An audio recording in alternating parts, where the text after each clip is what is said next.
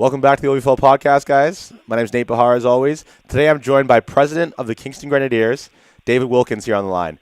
We're going to hopefully get some insight on what the Kingston Grenadiers franchise looks like as a whole and see what the going-ons are. How's it going, sir? Very good. Good to see you. Yes. So, first off, in talking a little earlier, starting from the bottom up, we hear there's a little bit of turmoil in the Bantam team, that we might not be seeing a Bantam team from the Grenadiers this year. Is that so? That's true. It's another bit of turmoil. We kind of had some sort of harbingers of this last year. We only had about 31 players who committed last year. It was very difficult for us to field a team at that division, and the team was, despite the work that they did and their ability to sort of come back from adversity, there were just certain financial realities and recruiting realities that we had to face this year, both on the coaching front and on the player front. Okay, and has it always kind of been a consistent problem getting a Bantam team out, or is that just mostly the last couple of years? The Bantam teams we've had it's sort of feast or famine with them. We've had some guys sort of come out because their older brothers are in the program, or they've heard about it from somewhere else, and we don't have a lot of penetration from a recruiting point of view in the public schools in the St. Lawrence district area, and so we're kind of relying on word of mouth and a few well-placed Facebook ads to kind of bring kids out. And in the first couple of years, we had some fairly good success because it was a new program, and it was a good complementary partnership with Thousand Islands Minor Football and the OPP Minor Football House Leagues. And then the financial realities for parents kind of took over, and they say, it's $300 or $400 to play House League, and it's $800 to play OVFL rep football, and there's no travel for the parents, and all the games are local and they're on the weekends, and they don't have as big of a practice time, so parents are making the decisions for kids who are 13, 14 years old. So it's their wallets that are driving the program. That is tough. I mean, it's definitely helps to have a Bantam team. I'm sure, but if there's some realities like that are coming forward, that's painful to see happen. Do you think that the geographical problems you guys have, or the geographical, difficulties, are playing a little bit of that? Like, I mean, with a kind of a greater span of area to cover, does that make it tougher for you guys? I don't think so. We generally draw pretty well from the sort of big cities, from Broxville and Belleville, and all points in between. The program's been around for better part of 11 or 12 years, so good. There's everybody knows who we are. So, and if you want to play rep football, this is where you have to play it, right? Mm-hmm. So we kind of rely on those outside areas to kind of beef up the Kingston area teams, because we really need the best football players from all three cities to be competitive in the OVFL. So we have kids from Tyendinaga, Prescott, Merrickville, Smith Falls, Campbellford. They come from all over to play football. So it's not I don't think it's geography that's the problem. I think it's more, I think it comes down to sort of price, availability, and sort of helicopter parents. Yeah. It's sad to see something like that have such a negative effect on it. But, I mean, you guys are still pulling good numbers for your JV teams and good numbers for your varsity teams. So if you want to move on a little bit, maybe to get to the happier note of what looks like a possibly promising years out of the both of them, what do you think that the JV team, what should we be looking for there, whether it's players, coaches, or what's the general outlook of that team looking like right now? So on the JV side, we're about to go through a coaching change. So Tim Pendergast is not returning from Holy Cross in Kingston this year. So we've got a lot more kids coming back for their second season. Mm-hmm. So that core of kids from last year who kind of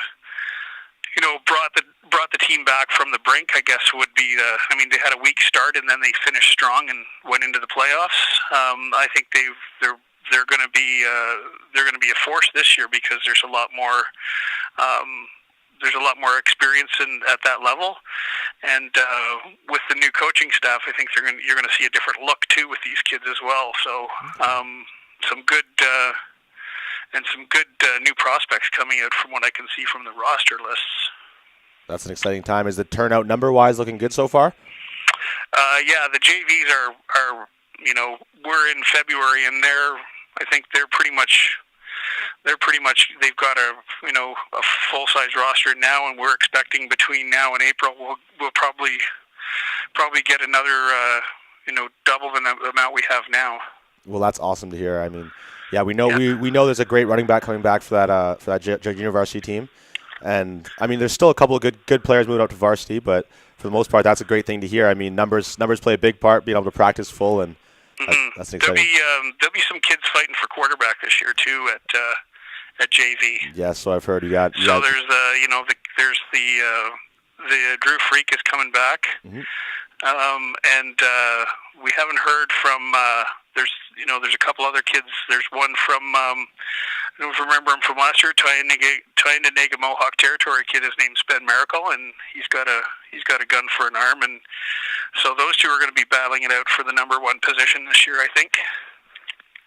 That's an exciting time, because Ben was actually a OVFL All-Star, I believe, for Bantam last year, correct? Yeah, that's right. And Drew we had on the show last week. So they're going to have either way, they're going to have a good pivot.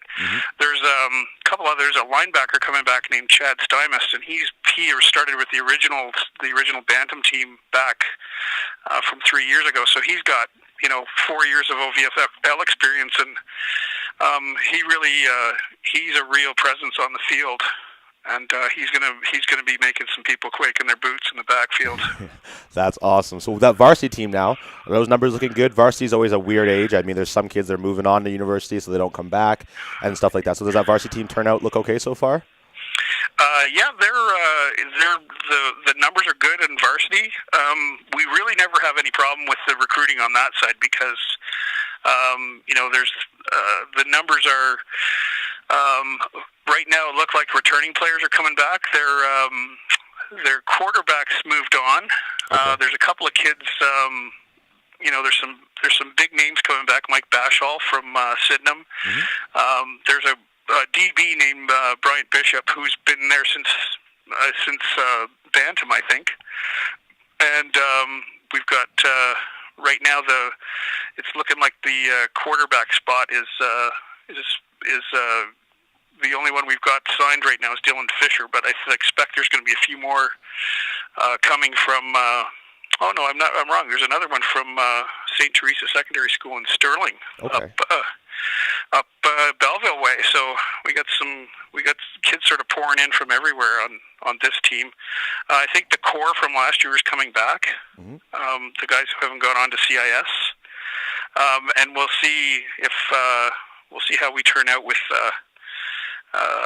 If somebody will release redshirt freshmen to us, we'd sure appreciate it. Yes, absolutely. That always helps. I mean, a lot of teams will get help with players like that coming back after a year of training with a CIS team, which has a big impact, of course.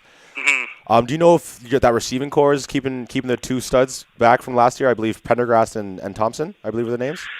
Haven't seen them. They haven't showed up yet, but we're expecting. We have a sign-up coming up at LC this week. I'm sure that we're going to see them there. There's a whole bunch of new names on the list here. So I'm that's looking good, and they're coming from. And as I said, they're coming from all over. So I'm looking more for the Frontenac Secondary School, Holy Cross, Regiopolis, core teams from Kingston kids to show up. They try to stay late. Yeah. Like they wait till March or April to come in.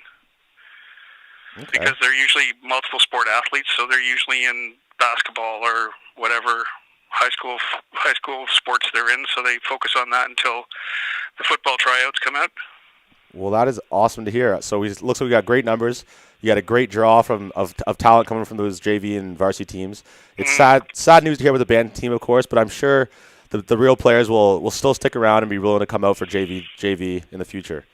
Yeah, we had a big loss this year, and Bob Mullen has left the organization, and we're trying to we're trying to fill that void. It's a very big hole to fill when you're, one of the best defensive coordinators in the country leaves your program. It's a pretty big hole to fill. So, fortunately for us, he trained a few people on the way, and we're looking to fill his spot. I think Mark McGee right now is kind of pulling some strings to see who we can pull into the organization fold, and we're also looking to bring back some of the kids from some of our alumni who've returned to the city are now working. Okay.